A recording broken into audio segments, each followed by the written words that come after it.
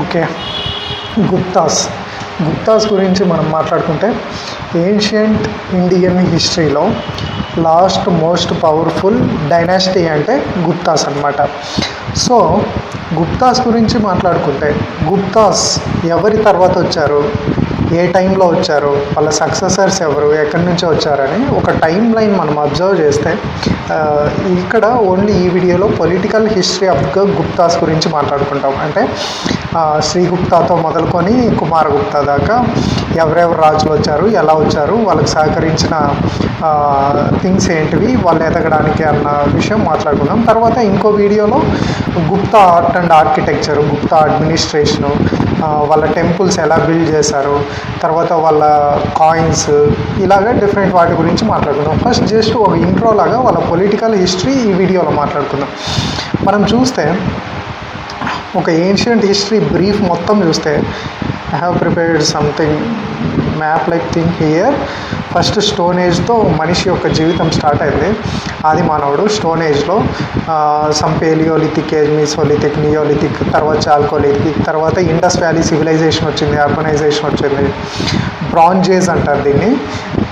రాయి తర్వాత bronze age వచ్చింది అనమాట. దానికంటే ముందు చాల్కోలిథిక్ ఏజ్ కూడా ఉంది, కాపర్ ఏజ్. ఫస్ట్ స్టోను, తర్వాత కాపరు, తర్వాత బ్రాంజ్ ఏజ్ వచ్చింది. తర్వాత అడ్వెంట్ ఆఫ్ ఆరియన్స్ వచ్చారు. వేదిక్ కల్చర్ వచ్చింది, రిగ్వేదిక్ కల్చరు, తర్వాత లేటర్ వేదిక్ కల్చరు. ఆ తర్వాత మహాజానపదాస్ వచ్చాయి, చిన్న చిన్న మహాజానపదాలు ఏర్పడ్డాయి. తర్వాత ఈ మహాజానపదాలన్నిటిలోన మగధ ఒక పవర్ఫుల్ ఎంపైర్గా ఏర్పడిందనమాట, నందాస్ కింద. అలాగా అన్నిటికంటే మగధ అనేది పవర్ఫుల్గా ఏర్పడింది. ఇలాగే ఈ నందాస్ను ఓడించి మౌర్యాస్ వచ్చారు. ఎవరైతే Chandragupta Maurya with the help of the Kautilya సహాయంతో లేదా ఆచార్య చాణక్య సహాయంతో మౌర్య ఎంపైర్ని స్టార్ట్ చేశారు ఫస్ట్. తర్వాత దీనికంటే ముందు నందాస్ టైంలోనే ఇరానియన్ మెక్డోనియన్ ఇన్వేషన్స్ ఇండియాలో అయ్యాయి. అప్పుడు అలెగ్జాండర్ వచ్చి అటాక్ చేశాడు. తర్వాత ఈ నందాస్ టైం అయిపోతూనే వెంటనే వచ్చింది ఏజ్ ఆఫ్ మౌర్యాస్. ఇది first political history of India, achievement of India. The whole ఇండియాని యునైట్ చేసి రూల్ చేసిన ఫస్ట్ ఎంపైర్ ఏన్షియంట్ హిస్టరీలో మౌర్యాస్ అనమాట. Chandragupta Maurya with the help of the Acharya Chanakya. ఆయన తర్వాత బిందుసారుడు, తర్వాత అశోకుడు. ఇలాగే ఎండుకు వచ్చేసరికి వీక్ రూలర్స్ ఉన్నారు. లాస్ట్ వచ్చింది ఎవరంటే మౌర్యాస్లో బృహదత్తాను చంపి శుంగాస్ వచ్చారనమాట. ఆ శుంగ ఎవరంటే పుష్యమిత్ర శుంగ అనమాట.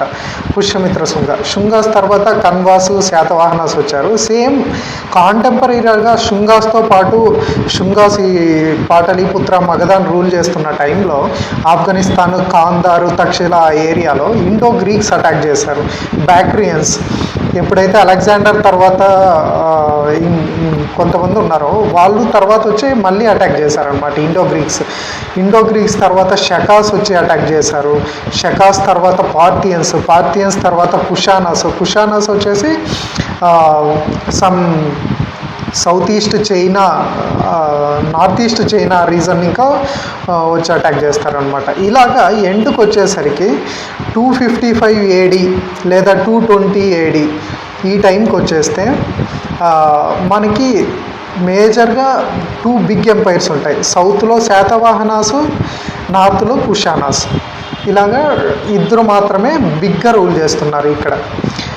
గుప్తాస్ అనే వాళ్ళు ఎలా వచ్చారని మాట్లాడుకుంటే ఫస్ట్ సౌత్ను రూల్ చేస్తుందేమో శాతవాహనాస్ పవర్ఫుల్గా, తర్వాత నార్త్ను రూల్ చేస్తుందేమో కుషానాస్. సౌత్లో ఇంకా పాండ్యా, చోళ ఇలా ఉన్నాయి, కానీ but Satavahana is the big empire. ఇక్కడ కుషానాస్తో పాటు వెస్టర్న్ క్షాత్రపాస్ అని, సమ్ వెస్టర్న్ షకాస్ అని వీళ్ళు కూడా ఉన్నారనమాట. But they are not that much big.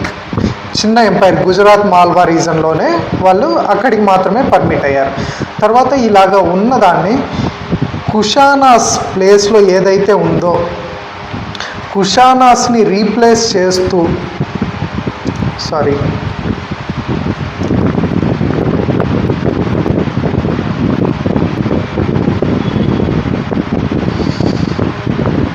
Two empires అన్నాం కదా, కుషానాస్, శాతవాహనాస్. శాతవాహనాస్ ఏమో 220 AD కల్లా ఎండ్ అయిపోయారు. ఎప్పుడో అరౌండ్ 100 BC ఆ టైంలో స్టార్ట్ అయ్యి చాలా ఇయర్స్ పరిపాలించి 220 AD వరకు శాతవాహన రూల్ చేసి అక్కడికి ఎండ్ అయిపోయారనమాట. అలాగే సేమ్ టైప్లో కుషానాస్ కూడా 230 AD వచ్చేసరికి వీక్ అయిపోయి కుషాన్స్ పడిపోయారు. ఆ టైంలో వెంటనే కుషాన్స్ తర్వాత మనకి దాన్ని టేక్ ఓవర్ చేసింది ఎవరంటే గుర్తుపెట్టుకోవాలి, మురుందాస్ వచ్చేసి 230 నుంచి 250 AD దాకా రూల్ చేశారు. మురుందాస్ తర్వాత వెంటనే ఈ 275 ADలో అక్కడక్కడ చిన్నగా కుషానాసు మురుందాసు ఇలా రూల్ చేస్తున్న టైంలో 275 AD మధ్యలో ఈ కుషానా ఎంపైర్ పతనాల మీద నిర్మించబడిన ఒక కొత్త సామ్రాజ్యం ఏర్పడింది. అదే గుప్తాస్ అన్నమాట. గుప్తాస్ ఇలాగా కుషానా ఎంపైర్ యొక్క శిథిలాల నుంచి మనకి ఆవిర్భవించిందనమాట. ఎప్పుడు 275 AD ఆ మధ్యలో. ఈ 275 ADలో ఎవరు ఈ గుప్తాస్ని ఫామ్ చేశారంటే, ప్రాబుల్గా మనం మాట్లాడుకుంటే ఈ గుప్తాస్ అనేవాళ్ళు ఒక రకంగా సామంత రాజులు అనమాట. ఫీడల్ కింగ్స్ అండర్ ద కుషాన్స్ కింద ఫీడల్ కింగ్స్గా ఉండి తర్వాత వీళ్ళ సామ్రాజ్యాన్ని నిదానంగా విస్తరించుకుంటూ వచ్చారు. అలాగా ఫస్ట్ స్టార్ట్ చేసింది శ్రీగుప్త లేదా గుప్తా మహారాజా గుప్తా అన్నట్టు మనకి చరిత్ర చెప్తుంది. మహారాజా అనే టైటిల్ని ఫస్ట్ టైం యూజ్ చేసింది శ్రీగుప్త అనమాట. ఈ శ్రీగుప్త అనే అతను జస్ట్ ఒక పార్ట్ని కంట్రోల్ చేస్తూ ఉన్నాడు, మొత్తాన్ని రూల్ చేయట్లేదు. జస్ట్ ఒక పార్ట్ ఈయన కంట్రోల్లో ఉన్నింది. అలాగా కుషానాస్ కిందే ఈయన రూల్ చేస్తున్నాడు అన్నట్టు మనకు ఎవిడెన్స్ లభిస్తుంది. ఫార్మల్గా గుప్తా డైనాసిటీ ఇక్కడ ఇంకా ఫామ్ అవ్వలేదు. Just he was one of the powerful man. తర్వాత ఈయన సన్ ఘటోత్కచ వచ్చాడు. ఘటోత్కచ గురించి మనకు పెద్దగా తెలియదు. ఈయన కూడా మహారాజా ఘటోత్కచ అనే టైటిల్ వాడాడు. సో మహారాజా అనే టైటిల్ని ఫస్ట్ యూజ్ చేసింది ఏన్షియంట్ హిస్టరీలో అంటే శ్రీగుప్త తర్వాత ఘటోత్కచ, వీళ్ళిద్దరూ మహారాజా టైటిల్ని వాడారు. తర్వాత చంద్రగుప్త 1 వచ్చాడు. చంద్రగుప్త 1కున్న టైటిల్ వచ్చేసి మహారాజాది రాజా అనే టైటిల్ చంద్రగుప్త 1 వాడాడు. తర్వాత చంద్రగుప్త 1 తర్వాత సముద్రగుప్త వచ్చాడనమాట. సముద్రగుప్త కూడా సేమ్ ఉంది మహారాజాది రాజా అని, కానీ సముద్రగుప్తాని నెపోలియన్ ఆఫ్ ఇండియా అంటారు. He never knows the defeat. Ashoka తర్వాత అంత క్యాంపైన్ చేసి ఇండియాను మొత్తం యునైట్ చేసింది ఎవరంటే సముద్రగుప్త అనమాట. That much powerful, that much aggressive the man is. That's why he is called as Napoleon of India. He never get defeated by anyone. So he is called Napoleon of India. Napoleon of India may be not the perfect word, but Western historians have interpreted Samudragupta as like this. Samudragupta తర్వాత ఆయన sun Chandragupta 2 వచ్చాడనమాట. Chandragupta 2 title వచ్చేసి విక్రమాదిత్య లేదా విక్రమాదిత్య చంద్రగుప్త అని ఎవరన్నా కూడా చంద్రగుప్త 2నే మనము refer చేస్తామన్నమాట. ఈ విక్రమాదిత్య టైటిల్ని ఫస్ట్ యూజ్ చేసిన చంద్రగుప్త 2నా అంటే కాదు. మరి ఎవరు చూసారంటే ఉజ్జయిని రూలర్ విక్రమాదిత్య అనే ఒకతను 57 BCలో దీన్ని యూజ్ చేశాడు. సో 57 BC తర్వాత క్యాలెండర్ కూడా స్టార్ట్ అవుతుందన్నమాట ఆయన పేరు మీదుగా. సో అలాగా 57 BCలో ఫస్ట్ యూజ్ చేసింది విక్రమాదిత్య, ఒక ఉజ్జయిని రూలర్. తర్వాత చంద్రగుప్త 2 యూజ్ చేశాడు. మహారాజాది రాజా అని ఫస్ట్ యూజ్ చేసింది ఎవరంటే చంద్రగుప్త 1. ఎందుకు అలా మహారాజాది రాజా అని యూజ్ చేశాడంటే he has full control over Gangetic plains, Anuganga, that is middle Gangetic plains, Prayaga, that is Allahabad, and Magadha, that is Bihar area.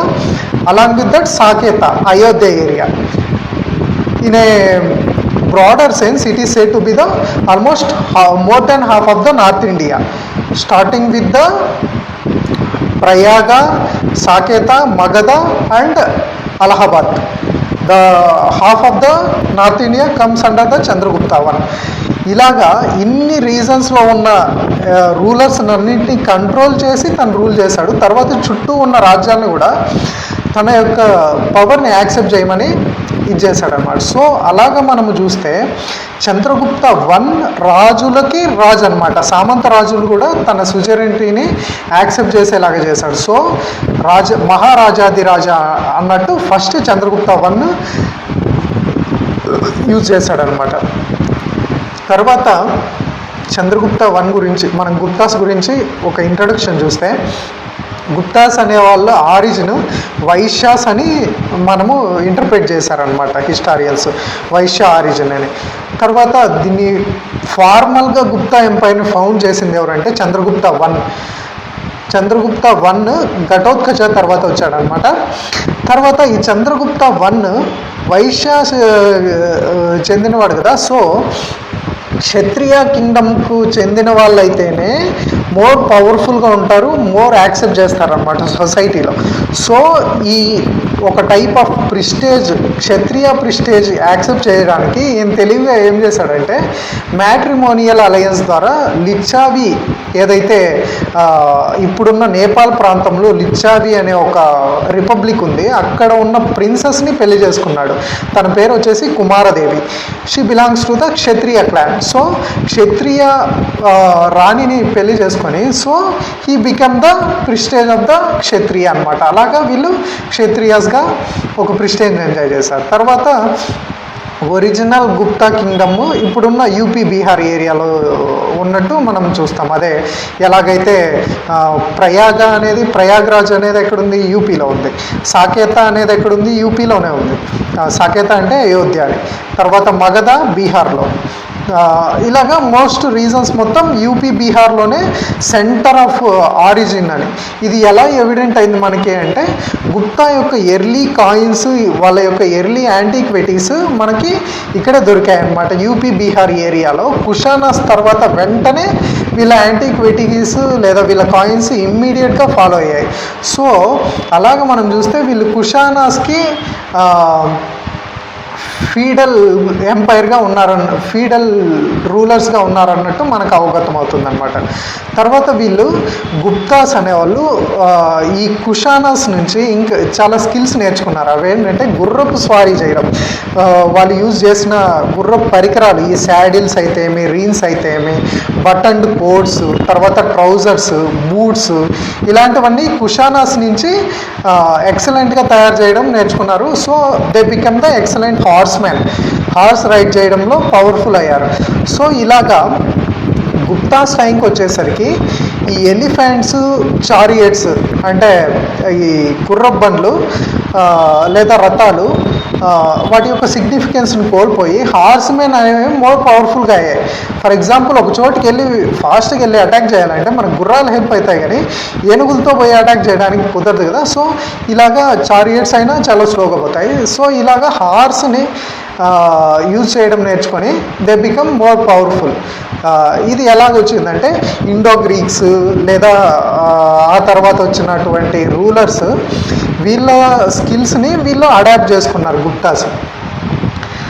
తర్వాత వచ్చేసి మెటీరియల్ అడ్వాంటేజెస్ చూస్తే వీళ్ళకు సహకరించిన మెటీరియల్ అడ్వాంటేజెస్ ఏమేమి ఉన్నాయంటే గుప్తా కింగ్డమ్ ఫామ్ అవ్వడానికి ఫర్టైల్ ల్యాండ్స్ ఆఫ్ యూపీ బీహార్లో వీళ్ళ మెయిన్ సెంటర్ ఉంది కదా, దీన్నే మధ్యదేశ అని కూడా అంటారు.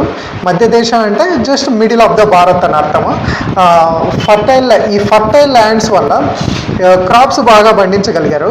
ఆ క్రాప్స్ నుంచి ట్యాక్సెస్ బాగా వసూలు చేసుకోగలిగారు. ఇలాగా సంపద అనేది క్రియేట్ అయింది. తర్వాత వచ్చేసి mines, iron ores central India, south బీహార్లో ఇప్పుడున్న బెంగాల్, జార్ఖండ్ ఏరియాలో మైన్స్ ఉన్నాయి. తర్వాత సౌత్ బీహార్లో ఉన్న మైన్స్ని ఐరన్ ఓర్స్తో చాలా ట్రేడ్ చేసి వీళ్ళకి కావాల్సిన ఎక్విప్మెంట్ క్రియేట్ చేయడము, లేదా రోమన్స్తోనా గ్రీక్స్తోనా ఇలా ట్రేడ్ చేయడము, ఇలాగే ఇది కూడా హెల్ప్ అయింది. తర్వాత proximity to the silk route, ఏదైతే మనకి మోడ్రన్ సిల్క్ రూట్ చూస్తే మనము ఒక సైడ్ నుంచి చైనా నుంచి వచ్చి ఈ పాటలీపుత్ర నుంచి స్టార్ట్ అవుతుంది. పాటలీపుత్ర నుంచి తక్షశిలా వైపు ఉత్తర పథ వెళ్తుంది. తర్వాత ఈ సైడ్ నుంచి ఇలాగా సౌత్ ఈస్ట్ ఏషియా సముద్ర మార్గానికి ముంబై ఈ ఏరియాకి వచ్చేది దక్షిణ పథ అనమాట. ఇలాగా పాట్నా వీళ్ళు కంట్రోల్ చేస్తున్నప్పటికీ సిల్క్ రూట్కి ప్రాక్సిమిటీ ఉండడం వల్ల ట్రేడ్ అనేది రోమ్తోన, తర్వాత బైజాంటిన్ ఎంపైర్తోన, అప్పుడున్న రోమ్ ఎంపైర్తోన ట్రేడ్ అనేది బాగా బలపడింది. ఇది కూడా వీళ్ళకి ఓ రకంగా హెల్ప్ అయింది. ఇలాగ ఫేవరబుల్ ఫ్యాక్టర్స్తో వీళ్ళు అనుగంగా, ప్రయాగ, సాకేత ఈ ఏరియాస్ మొత్తంలోన వీళ్ళ ఎంపైర్ని సెటప్ చేశారనమాట. దీంతోపాటు మగధ కూడా ఉంది.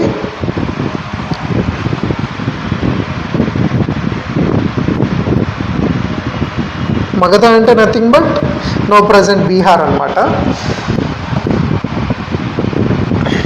ఇలాగా ఇక్కడే కింద ఉంది Anuganga, middle Gangetic plain, Prayaga, nothing but the same repeated thing. Later to the parts of the south ఇండియాకు కూడా విస్తరించారనమాట ఇక్కడితో పాటు. తర్వాత ఈ టైటిల్స్ మనం చూస్తే మహారాజా అనే టైటిల్ శ్రీగుప్త ఘటోత్కచ వాడారు. Chandragupta one Maharajadhiraja, Samudragupta Napoleon of India, Chandragupta two Vikramaditya. తర్వాత వీళ్ళు వేయించిన శాసనాలు చూస్తే చంద్రగుప్త 2 వేయించింది మెహ్రౌలీ ఐరన్ పిల్లర్. దీన్ని జనరల్గా ఉదయగిరి కేవ్స్, మధ్యప్రదేశ్లో ఉన్న ఉదయగిరి కేవ్స్ మీద వేయించాడు. జనరల్గా గుప్తాస్ అందరూ విష్ణు భక్తులు అనమాట. సో అలాగా చంద్రగుప్త 2 లేదా చంద్రగుప్త విక్రమాదిత్య విష్ణువుకి డెడికేట్ చేస్తూ ఈ ఉదయగిరి కేవ్స్ మీద మెహ్రౌలీ ఐరన్ పిల్లర్ని నాటించాడనమాట. సో ఈ మెహ్రౌలీ ఐరన్ పిల్లరు తర్వాతి కాలంలో ఢిల్లీకి షిఫ్ట్ చేయబడింది. తర్వాత వచ్చిన మొఘల్స్ కానీ వీళ్ళు ఇప్పుడున్న కుతుబ్ మినార్ కాంప్లెక్స్లో ఈ మెహ్రౌలీ ఐరన్ పిల్లర్ ఉంది. ఇది అన్ని 6 సెంచరీస్ అయినా కూడా తుప్పు పట్టకుండా అలాగే ఉంది. That much the metallurgy Guptas have అనమాట. తర్వాత దీంతోపాటు చంద్రగుప్త టైంలో చంద్రగుప్త యొక్క కోర్టు పోయిట్ హరిసేన, ఆ హరిసేన అనే అతను ఒక ప్రశస్తి ఇచ్చాడనమాట చంద్రగుప్తాని పొగుడుతూ. ఆయన చేసిన మిలిటరీ కాంక్వెస్ట్ని దీన్ని పొగుడుతూ ఏ ఏరియాస్ని ఎలా జయించాడు అని ఒక 5 గ్రూప్స్గా డివైడ్ చేసి 5 ఏరియాస్ని తను ఎలా జయించాడు అనే దాని గురించి ఎక్స్ప్లెయిన్ చేస్తూ ప్రశస్తి ఇచ్చాడనమాట. ఆ ప్రశస్తినే ప్రయాగ్ ప్రశస్తి లేదా అలహాబాద్ ప్రశస్తి ఇన్స్క్రిప్షన్ అంటారనమాట. ఈ అలహాబాద్ పిల్లర్ ఇన్స్క్రిప్షన్ మీద ఇచ్చాడు. ఈ అలహాబాద్ పిల్లర్ అనేది ఒరిజినల్గా అశోకన్ పిల్లర్ అనమాట. అశోకుని నాటించాడు తన యొక్క శాసనాల కోసము. అలాగా అశోకుని తర్వాత సముద్రగుప్త కూడా దీనిపైన ప్రశస్తి ఇచ్చారు. సముద్రగుప్త టైంలో హరిసేన. తర్వాత దీంతో పాటుగా జహాంగీర్ కూడా సేమ్ దానిపైనే యూజ్ చేసి తన ఇన్స్క్రిప్షన్స్ వేయించాడు. సో చరిత్రలో 3 రాజులు ఒకే ఇన్స్క్రిప్షన్ ఒకే పిల్లర్ పైన ఇచ్చిన ఇన్స్క్రిప్షన్స్ ఎవరెవరు అంటే అశోక, సముద్రగుప్త అండ్ జహాంగీర్ అనమాట. ఈ 3. ఇలాగా ఇది ఒక type of broad introduction.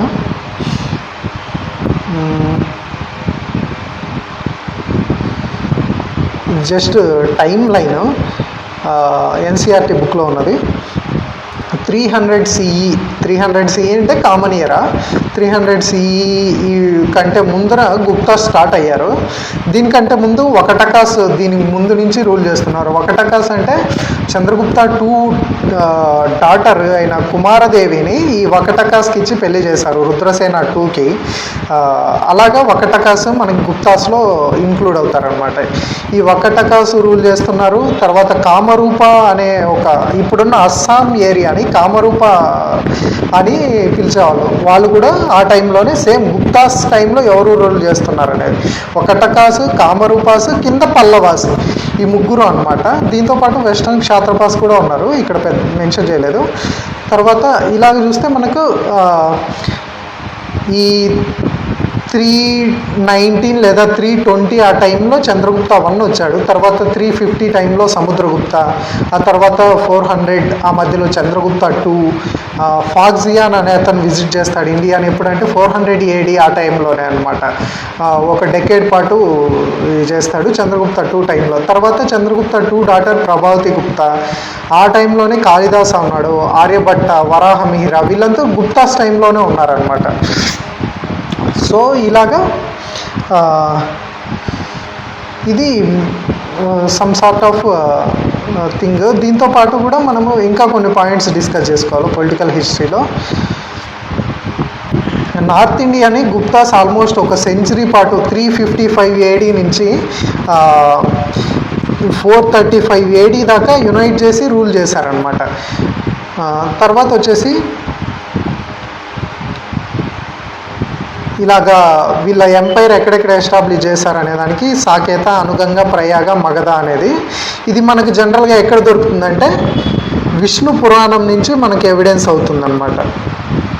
Vishnu పురాణ వీళ్ళ టైంలోనే, గుప్తాస్ టైంలోనే కదా మనకు పురాణాస్ ఇవన్నీ రిటర్న్ చేసింది, వేదాస్ అన్ని తర్వాత రీకంపైల్ చేసింది. సో అలాగా విష్ణు పురాణంలో మనకి వీళ్ళు మెన్షన్ చేశారన్నమాట గుప్తులు ఏ ఏరియాలో రూల్ చేశారనేది. తర్వాత వచ్చేస్తే చంద్రగుప్త I గురించి మాట్లాడుకుంటే ఇంతకుముందు చెప్పినట్టుగా he's the real founder of the Gupta umpire.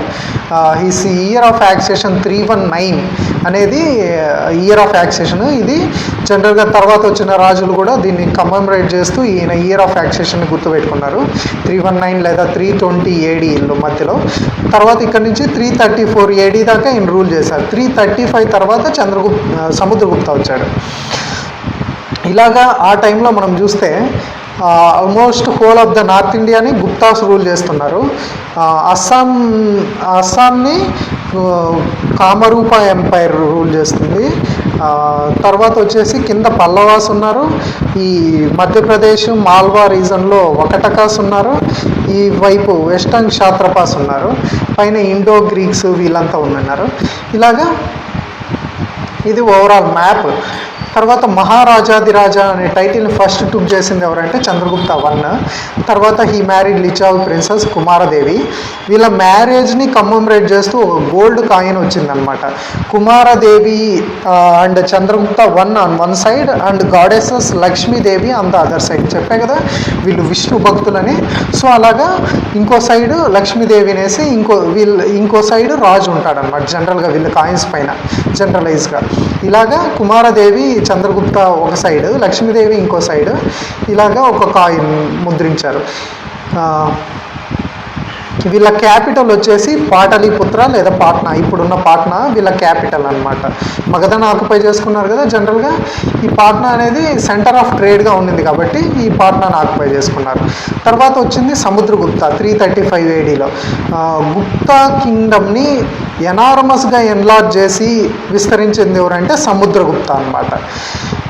తర్వాత అశోక ఏదైతే పాలసీ పాటించాడో పీస్ అండ్ నాన్ అగ్రెషన్ అనే పాలసీని అశోక పాటించాడు. కానీ చంద్రగుప్త I దానికి ఫుల్ ఆపోజిట్ అనమాట. వయలెన్స్ అండ్ కాంక్వెస్ట్ అనమాట. అటాక్ చేయడము, కాంక్వెస్ట్ చేయడం. అతని యొక్క మిలిటరీ కాంక్వెస్ట్ అన్ని అలహాబాద్ పిల్లర్ ఇన్స్క్రిప్షన్లో ఇంక్లూడ్ చేశారని చెప్పుకున్నాం కదా ఇంతవరకు. అలాగా అలహాబాద్ ఇన్స్క్రిప్షన్లో ఇంకా ఎవరంటే అశోక, సముద్రగుప్త, జహాంగీర్ వీళ్ళు ముగ్గురు ఇచ్చారు. ఇలాగా ప్రయాగ ప్రశస్తిలో ఎవరంటే హరిసేన తన కోర్టు పోయిట్ ఇచ్చాడు. ఇలాగా 5 గ్రూప్స్ ఆఫ్ ప్లేసెస్ని తను ఆక్యుపై చేసుకున్నాడు. ఆ 5 గ్రూప్ ఆఫ్ ప్లేసెస్ ఏవంటే గంగా, యమున, దోబ్ ఒకటి.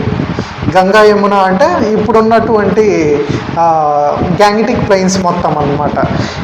దీన్ని మొత్తం డిఫీట్ చేసి తన ఎంపైర్లోకి మెర్జ్ చేసుకున్నాడు. ఒకటి మొత్తాన్ని ఆక్యుపై చేసుకొని మెర్జ్ చేస్తాడు. ఇంకోటి సామంత రాజుల కింద ఉంటూ తనకు పన్ను కట్టమంటాడు. ఇంకోటి జస్ట్ తన యొక్క ఇంట్రెస్ట్ని యాక్సెప్ట్ చేయమని అడుగుతాడు. ఇంకోటి మ్యారేజ్ అలయన్సెస్ ద్వారా కూడా చేస్తాడనమాట. ఇలాగా ఫస్ట్ గంగా, యమున, దోబ్ని ఆక్యుపై చేసి ఇంక్లూడ్ చేసుకున్నాడు. తర్వాత వచ్చేసి eastern Himalayan states, Nepal, Assam, Bengal ఈ రీజన్ మొత్తం ఆక్యుపై చేసుకున్నాడు. ఇవంతా జనరల్గా నేపాల్, అస్సాం, బెంగాల్ ఆ టైంలో రిపబ్లిక్స్ ఉన్నాయన్నమాట. జనరల్గా అంటే ఆటోక్రసీ విధానం కాకుండా సమ్ గ్రూప్ ఆఫ్ పీపుల్ ఉంటారు. వాళ్ళు వచ్చేసి మేధావులుగా ఉండి వాళ్ళు ఇలా చేస్తే బాగుంటుంది, ఇలా చేస్తే బాగుంటుందని ఒక టైప్ ఆఫ్ రిపబ్లిక్ వ్యవస్థ. ఇప్పుడున్న డెమోక్రసీ టైపే కానీ ప్రోటో టైప్ ఆఫ్ డెమోక్రసీ అని చెప్పచ్చు మనం. ఇలాగా సమ్ పార్ట్స్ ఆఫ్ పంజాబ్ను కూడా ఈస్టర్న్ హిమాలయన్ రీజన్లోనే కంట్రోల్ చేశాడన్నమాట తను. ఏవైతే మౌర్యాస్ తర్వాత ఎండ్ అయిపోయిన తర్వాత దానిపైన బిల్డ్ అయిన రిపబ్లిక్స్ అన్నింటినీ డెస్ట్రాయ్ చేసి ఈస్టర్న్ హిమాలయన్ రీజన్ మొత్తాన్ని ఆక్యుపై చేశాడు. తర్వాత వచ్చింది ఆటవిక రాజ్యాస్ ఆఫ్ ద వింధ్యాస్. ఇప్పుడున్న మధ్యప్రదేశ్ ఈ ఏరియాలో వింధ్య పర్వతాల్లో ఉన్నటువంటి ఆటవిక రాజ్యాస్ అన్నిటినీ తన కంట్రోల్లో స్వాధీనంలో తెచ్చుకున్నాడు. తర్వాత వచ్చేసి దీంతో పాటు 12 rulers of eastern Deccan and south India తర్వాత ఈస్ట్ డక్కన్లో ఉన్నటువంటి 12 రాజులు మొత్తాన్ని తన కాంక్వేర్ చేసి తన యొక్క వాళ్ళని లిబరేట్ చేశాడు. ఎందుకంటే ఇవి చాలా ఫేర్లో ఉన్నాయి. డైరెక్ట్గా గుప్తా ఎంపైర్లో ఇంక్లూడ్ చేసుకొని కూడా వేస్ట్. రేపొద్దున్నే ఎవరో వచ్చి ఆక్యుపై చేసి మళ్ళీ లా అండ్ ఆర్డర్ అనేది పర్ఫెక్ట్గా ఉండదు. సో దానికి ఏం చేశాడంటే సముద్రగుప్త యొక్క సుజురెనిటీని యాక్సెప్ట్ చేయమన్నాడు వీళ్ళని, ఈ రూలర్స్ని. ఇండైరెక్ట్గా తన కంట్రోల్లో ఉంటుంది, కానీ వేరే వాళ్ళు రూల్ చేస్తుంటారు. ఇక్కడున్న రూలర్సే రూల్ చేస్తారు, బట్ సముద్రగుప్తాని యాక్సెప్ట్ చేస్తారు అనమాట వాళ్ళ సుల్తాన్ టైప్లో అలాగా. తర్వాత ఇలాగా తన యొక్క సముద్రగుప్త యొక్క ఎఫెక్ట్ కంచి వరకు పడిందనమాట. పల్లవాస్ ఏదైతే కంచి క్యాపిటల్గా రూల్ చేస్తున్నారో అక్కడి దాకా కూడా పడింది. అక్కడ కూడా పల్లవాస్ కూడా తన యొక్క సుజురెనిటీని యాక్సెప్ట్ చేశారు. తర్వాత కుషానాస్. ఇప్పుడు కుషానాస్ అనేవాళ్ళు అంతరించిపోయారు కదా, మళ్ళీ ఎక్కడి నుంచి వచ్చారంటే పూర్తిగా వెళ్ళిపోలేదు.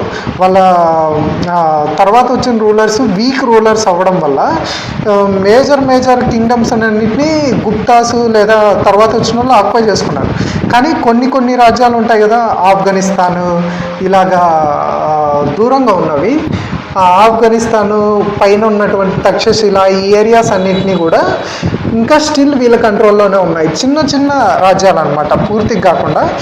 వీళ్ళను కూడా కుషానాస్ను కూడా తను డిఫీట్ చేసి వాళ్ళని పవర్లో ఇంకా తీసేసి కలిపేసుకున్నాడు అన్నమాట గుప్తా ఎంపైర్లో కుషాన్. తన యొక్క ఇన్ఫ్లుయెన్స్ ఓవర్సీస్ వరకు స్ప్రెడ్ అయిందనమాట. ఇలాగా ఎలా చెప్పుకుంటామంటే శ్రీలంక రాజ్యాన్ని రూల్ చేస్తున్న మేఘవర్మను తను ఇప్పుడున్న బోధ్గయాలో బుద్ధిస్ట్ టెంపుల్ కట్టడానికి, అప్పుడు శ్రీలంకలో కూడా బుద్ధిజం అనేది చాలా ఫేమస్గా ఉంది అశోక తర్వాత. సో అలాగా వాళ్ళందరికీ ఒక సెంటర్ ప్లేస్ కదా బుద్ధిస్ట్ వర్షిప్కి బోధ్గయ అనేది. ఈ గయాలో ఒక టెంపుల్ని బుద్ధిస్ట్ టెంపుల్ని బిల్డ్ చేయడానికి మేఘవర్మ సముద్రగుప్త యొక్క పర్మిషన్ తీసుకొని బిల్డ్ చేశాడనమాట. ఇలాగా తన యొక్క పవర్ని ఆల్మోస్ట్ ఓవర్సీస్ దాకా కూడా ఫీల్ అయ్యేలాగా చేశాడు సముద్రగుప్త అన్నట్టు మాట్లాడుకుంటాం అనమాట. తన తర్వాత వచ్చింది చంద్రగుప్త 2 అనమాట. చంద్రగుప్త 2 గురించి మనం మేజర్గా మాట్లాడుకుంటే మెహ్రౌలీ ఐరన్ పిల్లరే మనకి ఎక్కువ వస్తుందన్నమాట.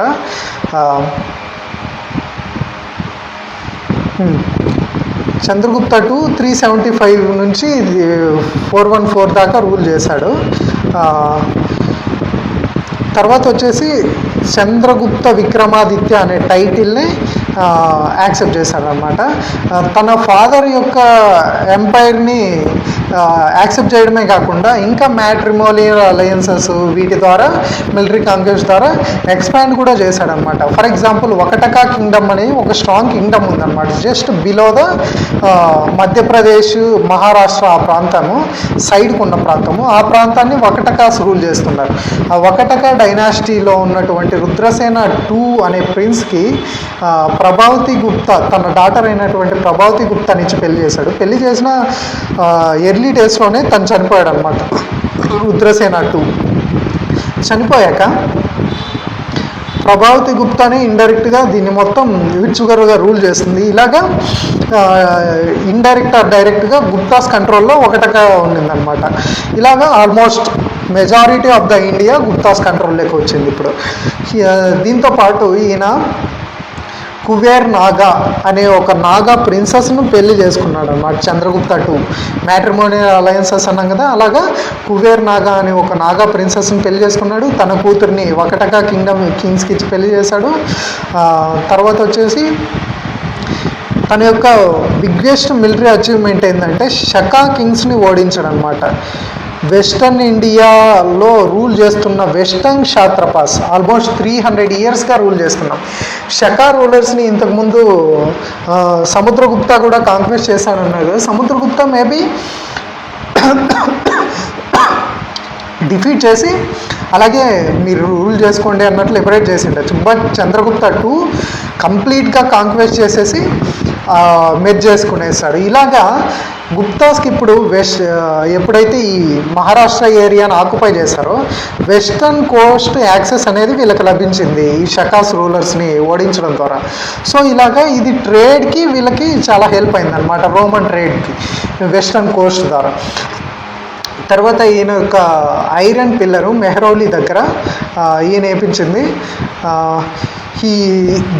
దీని ప్రకారంగా చూస్తే ఇప్పుడు చెప్పుకున్న కింగ్డమ్తో పాటు నార్త్ వెస్టర్న్ ఇండియా మొత్తం, అంటే ఇప్పుడు ఉన్నటువంటి రాజస్థాన్ పైన పంజాబ్ ఆ ప్రాంతం మొత్తం, తక్షశిల ఆ ప్రాంతాన్ని మొత్తం ఈయన ఆక్యుపై చేశాడు.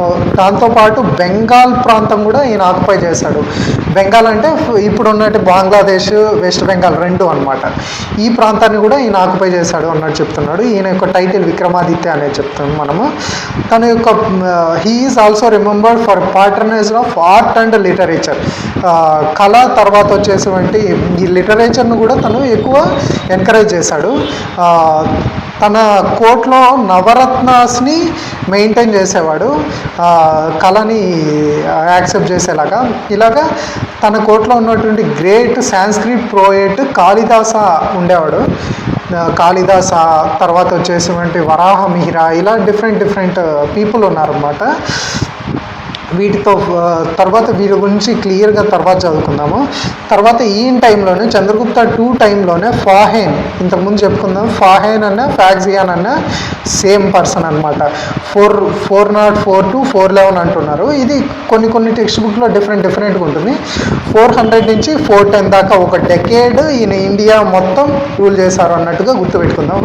సారీ, రూల్ కాదు, ఇండియా మొత్తము ట్రావెల్ చేసి ఒక ట్రావెల్ యాక్ట్ని రాశాడనమాట. బుద్ధిస్ట్ గురించి, అప్పుడున్న సొసైటీ గురించి, ఎలాగైతే అప్పుడు గోల్డ్ అనేది ఎలా ఫేమస్గా ఉండేది, ఎలా సిటీస్ అనేది బిల్డ్ చేశారు, దీంతోపాటు కొన్ని నెగిటివ్ పాయింట్స్ కూడా డిస్కస్ చేశాడు. చండాలాస్ అని ఇప్పుడున్నటువంటి దళిత్స్, వీళ్ళు సిచ్యువేషన్ ఎలా ఉండేది, బయట ఉండేవాళ్ళు, ఊర్లకు కూడా అలో చేసేవాళ్ళు కాదు. ఇలాగా వీటి గురించి కూడా ఈయన రాశాడనమాట ఫాక్సియాన్ అనే అతను. అప్పుడున్న సొసైటీని అర్థం చేసుకోవడానికి మనకి హెల్ప్ అవుతుంది అనమాట. ఇలాగా చంద్రగుప్త టూ తర్వాత కుమారగుప్త వచ్చాడు 415 నుంచి 455లో. కుమారగుప్త చంద్రగుప్త టూ సముద్రగుప్త ఏదైతే క్రియేట్ చేశారో ఒక మేనియా, దాన్ని క్యారీ ఫార్వర్డ్ చేయలేకపోయాడు. But he maintained a good part of the umpire. తర్వాత దీంతోపాటు సెంట్రల్ ఏషియా నుంచి హునాస్ అనే వాళ్ళు అటాక్ చేశారు ఇండియాని. హునాస్ అటాక్ చేయడం వల్ల బ్యాక్ట్రియా కింగ్డమ్ ఏదైతే ఆఫ్ఘనిస్తాన్ బఫర్ జోన్ అనమాట, కాబుల్ అనేది ఆఫ్ఘనిస్తాన్ మన ఇండియాకి, అక్కడ ఇండో గ్రీక్స్ రూల్ చేస్తున్నారు. వాళ్ళని ఆక్యుపై చేసేసి హిందూ కోస్ట్ మౌంటైన్స్ దాటి ఇండియాలోకి ఎంటర్ అయిపోయారు కుమారగుప్త టైంలో. ఆ టైంలో కుమారగుప్త సన్ అయినటువంటి స్కందగుప్త ఈ హునాస్ ఇన్వెన్షన్ని ఆపగలిగాడు, కంట్రోల్ చేసి ఆపగలిగి తిరిగి రిపల్స్ చేయగలిగాడు. బట్ వాళ్ళు సక్సెసివ్ వేవ్స్ ద్వారా మళ్ళీ వచ్చి అటాక్ చేయడం వల్ల గుప్తా కింగ్డమ్ అనేది చాలా వీక్ అయిపోయింది అనమాట. దీని తర్వాత వీక్ అవ్వడం వల్ల వీళ్ళు వచ్చేసి మొత్తం గోల్డ్ని అంతా దోచుకొని వెళ్ళిపోవడము, సిటీస్ని డెస్ట్రాయ్ చేయడము, ఇలా వీక్ అయిపోయింది. తర్వాత వచ్చిన రూలర్స్ అంత పవర్ఫుల్ కాకపోవడం వల్ల ఇలాగ వీళ్ళు ఆక్యుపై చేసుకున్నారు. వీళ్ళు ఇచ్చిన ఇన్స్క్రిప్షన్స్లో, హునాస్ ఇచ్చిన ఇన్స్క్రిప్షన్లో 485 AD ఆ టైంలో ఈస్టర్న్ మాల్వా అంటే ఆల్మోస్ట్ మహారాష్ట్ర, ఈ జలంధర్ ఏరియా ఉంది మధ్యప్రదేశ్, ఆ ప్రాంతం మొత్తం మిడిల్ పార్ట్, ఈస్టర్న్ మాల్వా ప్రాంతాన్ని మొత్తం, central part of the India మొత్తాన్ని ఆక్యుపై చేసుకున్నారు అన్నట్టు ఈ హునాస్ ఇన్స్క్రిప్షన్లో చెప్తున్నారు. దీంతోపాటు పంజాబ్, రాజస్థాన్ని కూడా ఆక్యుపై చేసుకున్నాము అన్నట్టు చెప్తున్నారు.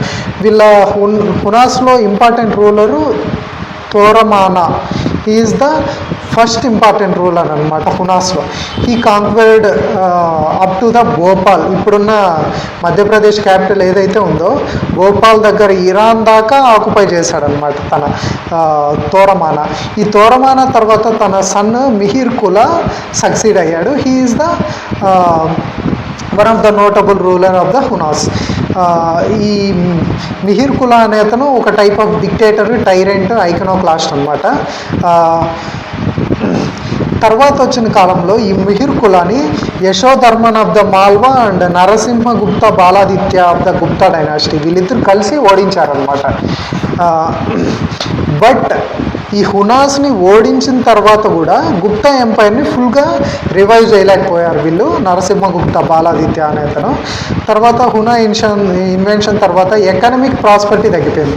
యుద్ధాలు చేస్తూనే ఉండడం వల్ల మేజర్ సోర్స్ అంతా యుద్ధాలకి లేదా కొల్లగొట్టుకొని వెళ్ళిపోవడం వల్ల గోల్డ్ కంటెంట్ కాయిన్స్లో, వీళ్ళు ముద్రించే గోల్డ్ కాయిన్స్లో గోల్డ్ కంటెంట్ తగ్గిపోయింది, మిగిలిన మెటల్స్ పెరిగిపోయాయి. సో వీళ్ళు ఎకనామికల్గా వీక్ అయిపోయారు. ఇలాగా క్యాష్ బ్రాంపిన్స్ని వీళ్ళు ఎక్కువ ఎంకరేజ్ చేసేవాళ్ళు అనమాట. ఇలాగా వీళ్ళు జనరల్గా వైశ్య కింగ్డమ్స్ చెందిన వాళ్ళు కదా, వీళ్ళని కంటిన్యూస్గా యాక్సెప్ట్ చేయాలంటే బ్రాహ్మిన్స్ ద్వారా, పూజల ద్వారా యాక్సెప్ట్ చేస్తారు కదా. సో అలాగా బ్రాహ్మిన్స్కి వీళ్ళు డిఫరెంట్ టైప్స్ ఆఫ్ గిఫ్ట్స్ ఇచ్చేవాళ్ళు. అలాగా క్యాష్ ఇచ్చే బదులు వీళ్ళు ల్యాండ్ ఇవ్వడం స్టార్ట్ చేశారనమాట. ల్యాండ్ ఇవ్వడం అంటే ల్యాండ్తో పాటు ల్యాండ్ చుట్టూ ఉన్నటువంటి రైతులు పండించే పంట భూముల్లో ట్యాక్స్ కలెక్ట్ చేసే రైట్ కూడా వీళ్ళకు ఉంటుందన్నమాట బ్రాహ్మిన్స్కి. ఇలాగా ల్యాండ్తో పాటు ల్యాండ్లో వచ్చే ట్యాక్స్ కూడా చాలామంది బ్రాహ్మిన్స్కి వెళ్ళిపోయింది అనమాట. తర్వాత ఆ చుట్టూ ఉండే ఆఫీసర్స్కి ల్యాండ్ డొనేషన్ వల్ల ఇలా వీక్ అయిపోయింది. ఇలాగా ఫీడలిజం అనేది గుప్తా ఎంపైర్ని స్ప్లిట్ చేసేసింది అనమాట. చిన్న చిన్న రూలర్స్గా ఏర్పడిపోయారు. ఇలాగా ఫామ్ అయిన దాంట్లో ఎవరు అంటే చిన్న చిన్న ఎంపైర్స్, పోస్ట్ గుప్తా కింగ్డమ్స్ అంటాం వీటిని. పుష్యభూతీస్ ఆఫ్ ద తానేశ్వర్, ఇప్పుడున్నటువంటి తర్వాత వచ్చినటువంటి హర్ష అనే అతను, హర్షవర్ధన్ ఉన్నాడు కదా లాస్ట్ మేజర్ ఏన్షియంట్ రూలర్, తన పుష్యభూతి చెందిన అతను వాడు అనమాట. తానేశ్వర్ని క్యాపిటల్గా చేసి రూల్ చేసేవాళ్ళు. తర్వాత కన్నౌజ్ని చేసుకున్నారు, అది వేరే విషయము. పుష్యభూతీస్ ఆఫ్ ద తానేశ్వర్ అంటారు. జనరల్గా ఒక టైప్ ఆఫ్ క్వశ్చన్ ఫామ్ అయింది, ఏంటంటే పోస్ట్ గుప్తా రూలర్స్ అని క్వశ్చన్ ఇచ్చేసి ఒక టైంలో యూపీఎస్సీలో పుష్యభూతీస్, తానేశ్వర్, మౌకరీస్, కన్నౌజ్, మైత్రికాస్, వల్లభి వీళ్ళ క్యాపిటల్స్తో మ్యాచ్ ది ఫాలోయింగ్ చేయమని అడిగే ఛాన్సెస్ ఉంటాయి అన్నమాట. అలాగా పుష్యభూతీస్ ఆఫ్ ద తానేశ్వర్, వీటితో పాటు మౌకరీస్ ఆఫ్ ద కన్నౌజ్, ఈ కన్నౌజ్నే వీళ్ళు ఆక్యుపై చేసుకున్నారు తర్వాతి కాలంలో. Maukharis of the Kannauj, Maitrakas of the Valabhi, ఇలాగా 3 మేజర్ డైనాసిటీస్ పోస్ట్ గుప్తా శిథిలాల నుంచి పుట్టుకొచ్చాయన్నమాట. దీంతో పాటు ఇది నార్త్ ఇండియాకి సంబంధించి. సౌత్ ఇండియాకి వస్తే చాళుక్యాసు, పల్లవాసు స్ట్రాంగ్గా ఏర్పడిపోయారనమాట. చాళుక్యాసు, ఈస్టర్న్ చాళుక్యాస్ అని, వెంగి చాళుక్యాస్ అని ఇలా ఉన్నారనమాట. అలాగా వీళ్ళు good part of the Andhra Pradesh, Maharashtra, Orissa, తర్వాత నార్త్ తమిళనాడు దాకా వీళ్ళు రూల్ చేశారు. తర్వాత కింద పాటు తమిళనాడు, కేరళ ఈ ఏరియా, కర్ణాటక మొత్తం ఈ ఏరియా మొత్తం పల్లవాసు రూల్ చేస్తున్నారు. ఇలాగా చాళుక్యాసు, పల్లవాసు కింద, పైన పుష్యభూతి శబ్ద తానేశ్వరు, మౌకరీసు, మైత్రికాసు అబ్దే వల్ల వీళ్ళు ఉండేవాళ్ళు. తర్వాత కాలంలో హర్ష వచ్చి నార్త్ ఇండియా మొత్తం యునైట్ చేశాడు. తర్వాత వచ్చేసి హర్షవర్ధన్తో పాటు కాంటెంపరీగా సౌత్ ఇండియాలో చాళుక్యాస్ ఉండింది, పులకేసి 2 సంథింగ్ ఆయన రూల్ చేసేవాడు. ఇలాగ వీళ్ళిద్దరికీ ఒక టైప్ ఆఫ్ క్లాష్ ఏర్పడింది.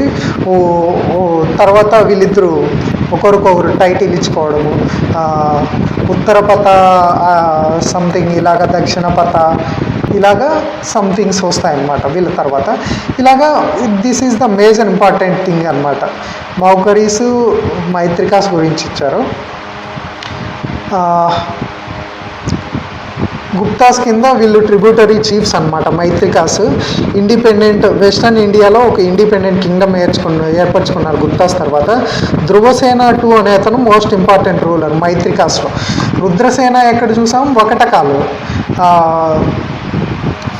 ఒకటక కూడా వెస్టర్న్ ఇండియాలోనే ఉండింది. తర్వాత Dhruvasena, do not confuse it with Rudrasena. Dhruvasena two మైత్రికాసుకు సంబంధించిన వాడు. వీళ్ళు గుప్తాస్ డెస్ట్రా అయిపోయిన తర్వాత వచ్చినవాడు ధ్రువసేన, ధ్రువ నక్షత్రం అన్నట్టు గుర్తుపెట్టుకో. వీళ్ళు వెళ్ళిపోయినా కూడా ఈయన ఉండగలిగాడు అన్నట్టు ధ్రువసేన. తర్వాత contemporary, he's the contemporary of the Harshavardhana and married to his daughter. Harsha ఈయన కూతురికి ఇచ్చి పెళ్లి చేశాడనమాట. తర్వాత వచ్చేసి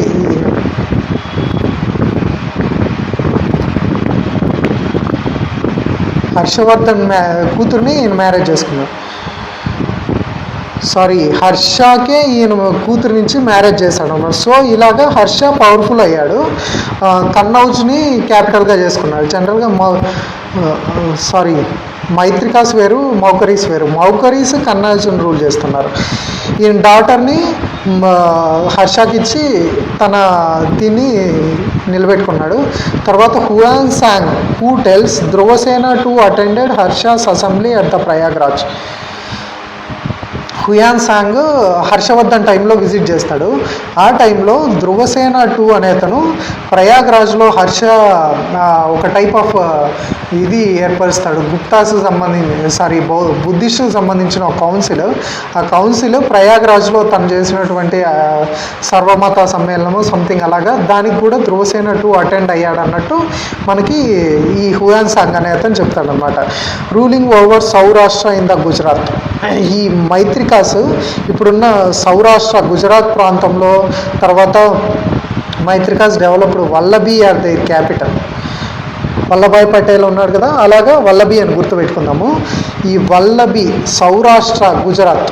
సో వీళ్ళు గుజరాత్ అని గుర్తుపెట్టుకుందాం. మైత్రికాస్ ఆఫ్ ద వల్లభి ఎక్కడ?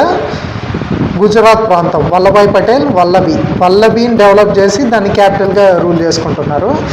ఇలాగా being on the Arabian sea port టౌన్గా కూడా ఈ వల్లభి అనేది పోర్ట్ టౌన్గా కూడా డెవలప్ అయింది. It is the important centre for the లెర్నింగ్గా కూడా ఉండేది.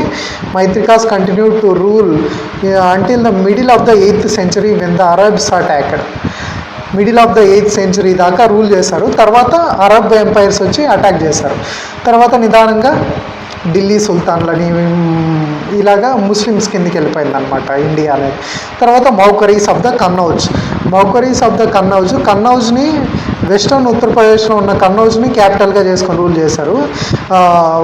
తర్వాత ఇండియన్ పాలిటిక్స్ అంతా సిటీస్తో లింక్ అయిపోయి ఫస్ట్ మౌర్యాస్ టైంలో మగధ పాటలీపుత్ర దగ్గర ఎస్టాబ్లిష్ ఉంటుంది.